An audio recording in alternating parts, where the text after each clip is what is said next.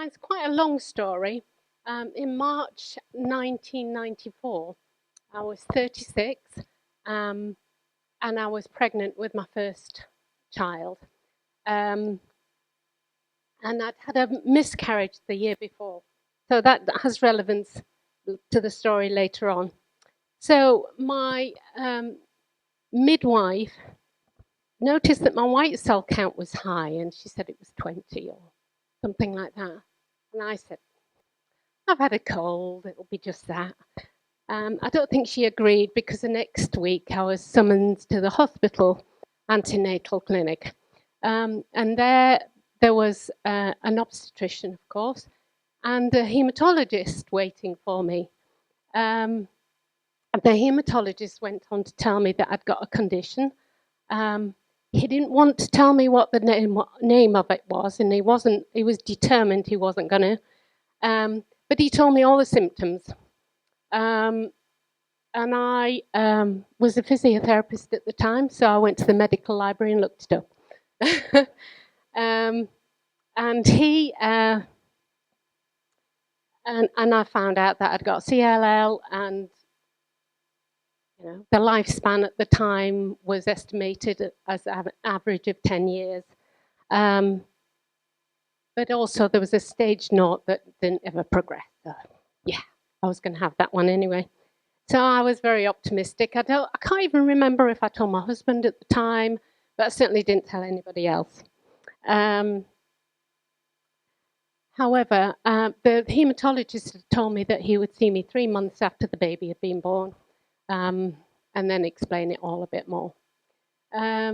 However, when I went into hospital to have Gemma, the nurses had different ideas, and they called the hematologist, and he came to visit me, and he sat and talked to me and was very pleasant, admired Gemma, told me his wife had just had a baby, and then he went and said, I'll see you in 3 months. So I just got on with living life. I was quite busy, as you can imagine. So 17 months later, I had another child. So Luke was born.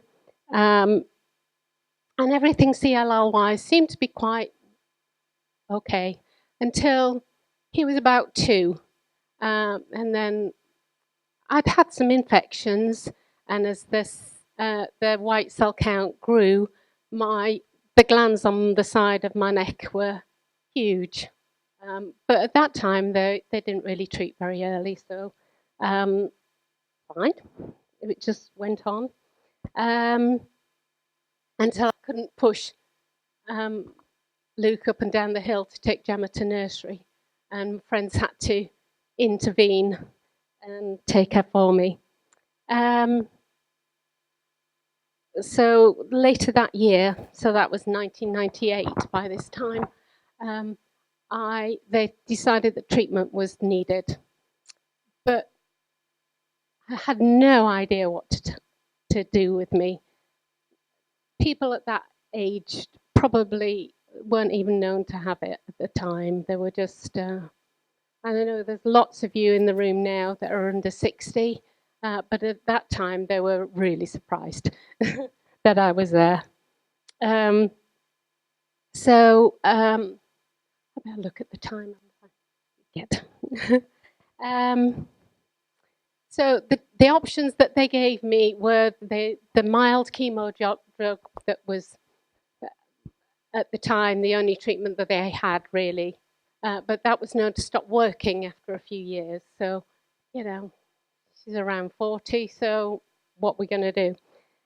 They offered me high-dose chemotherapy, but they had no idea whether that would actually work or not. Or the other thing I was offered was a stem cell transplant. But the decision was left to me. There was no advice on this. They just left it to me. So in the end, I plumped for a stem cell transplant, which was a success. Lost my place on the phone. So my brother was a reluctant match. He hates hospital and hates needles, but he did it. um, and so I had fludarabine for 4 months prior to the stem cell transplant to reduce the CLL burden. And then in February 1999, I had the stem cell transplant. It was a success. It was difficult. I had 2 young children at the time, but friends and family just were wonderful and helped so much to make things easier for me. So just as an aside, I had quite an amusing to me anyway incident. My son was 3, and when I was in isolation, my husband brought him, but he came in on his own, all gowned up, before my husband had got himself gowned up. That day, I'd decided that I was absolutely fed up of my hair just falling out. So I'd asked the nurse to shave my head. So he came in and stood at the bottom of the bed, and he looked at me and he said, "You haven't got any hair." And then he just came, gave me a hug, and just never mentioned it again. I just thought, so it was so wonderful how accepting children are over this.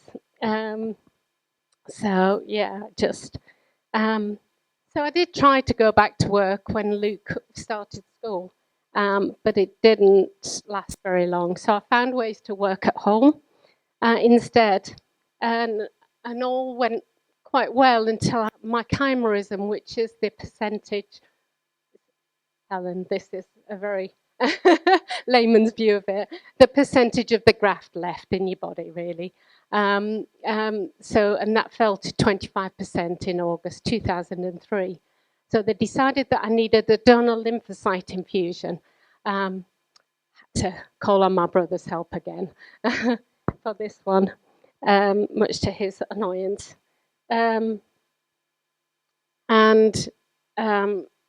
They gave me a few cells. They said it'd probably take about 3 transfusions before anything happens.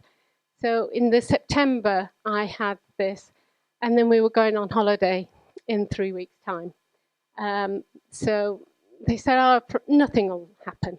So they sent me with some steroids and some Dipra-based cream just in case.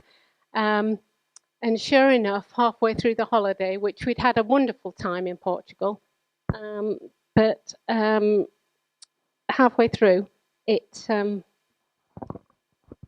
started, and I could hardly walk. My feet were so sore. I had a wheelchair at the airport going home. So this continued, and that it just got worse, affected lots of my body. And by the Christmas, I was really poorly. So the doctors decided that I would have photophoresis. So I was on steroids and quite high doses of them. And photophoresis is treats your white cells and damages them, put them back in. And so I'm convinced that I had that for 2 years. Had to go to Rotherham 2 days every fortnight. Picked up in a taxi and brought back in a taxi for 2 years. And that and lots of prayers helped me. And eventually, I think I wouldn't have been here without it. So I've much to be thankful for, really grateful. So I emerged gradually from this, and about 2011, I decided I could work again outside the home. So I will be so, I mean, there were times when I couldn't look after my children and do the housework or anything, and I'll be eternally grateful for my friends and family who rallied around at that time. So I worked in a senior school for a while, couldn't go back to physio, I was too tired. But then finished in 2 years ago when I was 60. due to lack of energy, and I had a bad hip as well.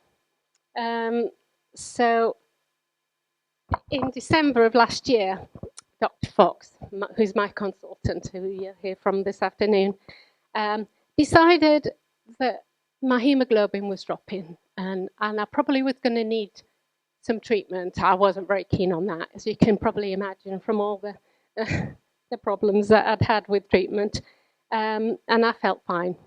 However, when I had my hip replacement done in March, it seemed to throw my body into total chaos. Already my appetite had been diminished, but now I was getting real pain. I felt full all the time. Finally worked out that most probably because my spleen was enlarged. And then, so treatment became inevitable.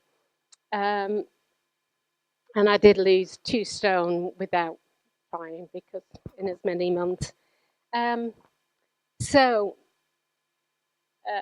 When treatment was definite, I did tease my brother again, say I probably needed his help again.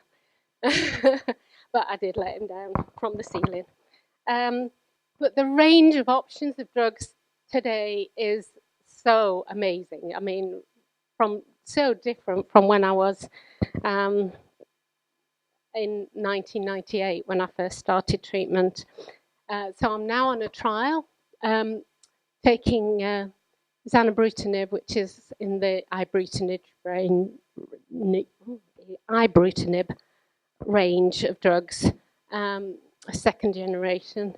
And I'm doing okay. I only started in July, so I've had bruising. If you look at me, I'm covered in bruises, a bit of bleeding, fatigue, which is, and then lost a bit more weight, but that's fine. I can do to lose the weight. I'm not complaining about that. But I'm tolerating it quite well. So, so time will tell, obviously, the rest of the tale, but I am optimistic. My children are now grown. Gemma is married. She's a doctor. She's very good as a sounding board. And Luke's graduated from university, and he's now, he's worked in Austria, and he's now in France. He's getting around. My husband and I are so grateful that I've lived this long to be able to see them grown and happy. It didn't seem like it might be the case when I was first diagnosed, but I'm here. And love life. CLL is part of my life. It is not the whole of my life. It's just something to manage in the background. And I'm so thankful.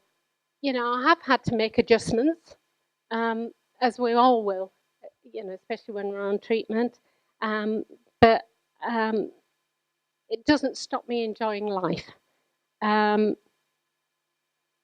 And I am thankful for my faith in God as well, because that has helped me through hard times. And however hard they've been, I've always felt that things would be okay in the end. And that has been a great blessing to me. Because I've been blessed so much in my life, my desire is to help other people and to be for them to be able to cope and to whatever their problems. So thank you for listening. I'm sorry it was a bit long and rambly, but